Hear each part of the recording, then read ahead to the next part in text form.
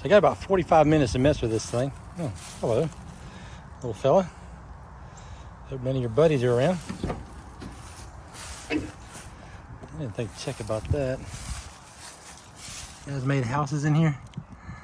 No, that's good. Anyway, so I got about 45 minutes to mess with this thing. And I want to try and see where my power's going. Or isn't going, I guess is more accurate. Yeah, come on, you bastard. Didn't I say I needed a camera guy last time? Maybe I need to learn to be a camera guy. What I'm thinking is, maybe there's a problem with the ignition switch. Because if you turn it all the way till it stops, the starter won't engage, but if you back it up a little bit, it engages. So I don't know if that's my problem or not, but it seemed like a good place to start. The other thing I was thinking is maybe something's up with that blown fuse. Maybe it got jump started backwards, or I don't know. Any number of things. He did say one time that it didn't want to start. He took the air cleaner off and looked under it at the carburetor and started it up with the air cleaner off, and it fired up and never messed up again. So I kind of wonder if maybe that was a coincidence or the telltale sign of what we're seeing here. I don't know. So my thoughts are to drop this thing down and back probe the ignition switch. Whoa. So we're dropping the column down. I have messed this up quite a bit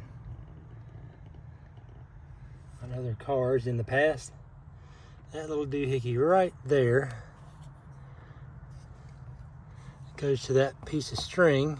I don't know if you can really see it very well up in with this. And that actuates the shift indicator right there. And if you drop the column down and forget that, it tears it all to hell. And if it doesn't break anything in the dash, then you can break out some fishing wire and make it whole again. All right. Where was I? About to fuck something up. Pretty standard for me.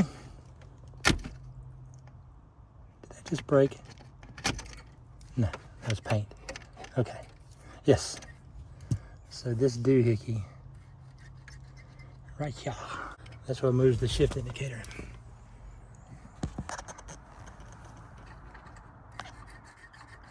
Wabba, wabba. Okay.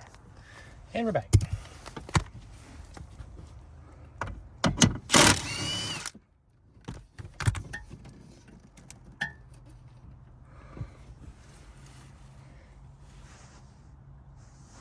Get you on in here.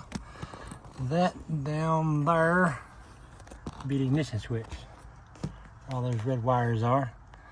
And then there is this rod that actuates the switch when you turn the key, like here.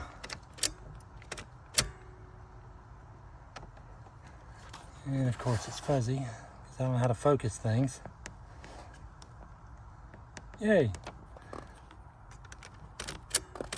Now I think I'm gonna either probe into that, or it's kind of a pain in the butt to unscrew the thing if it's not bad.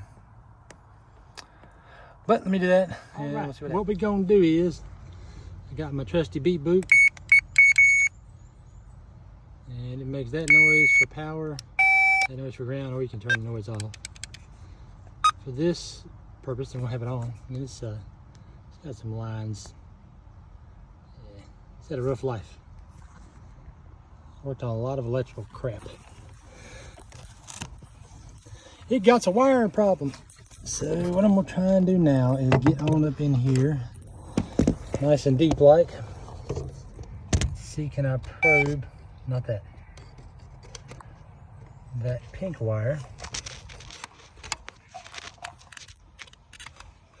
without causing serious injury to myself. So I'm in there, dog. So that pink wire should have power whenever the key is on. Push it in there.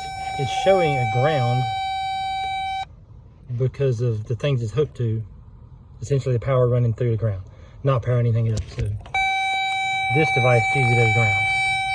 So now I'm gonna turn on the ignition switch. Turn on the ignition switch. Turn off that sound. Very annoying. This should change to power.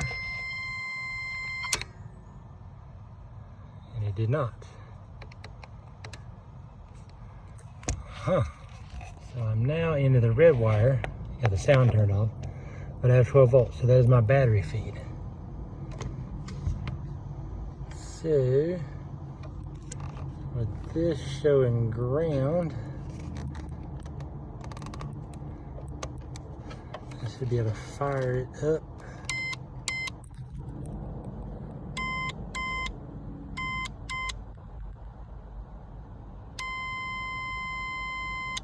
Make it do something.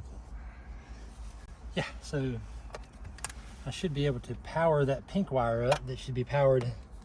The ignition switch is turned on. And something should happen.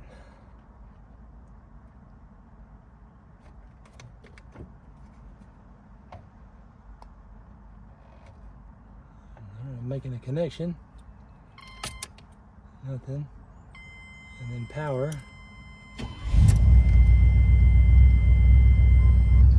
Wow.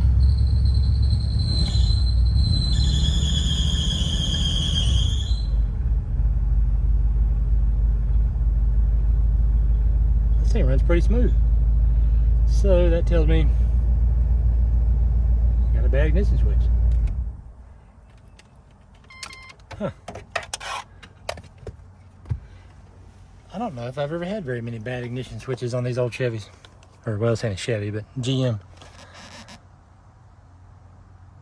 There you go.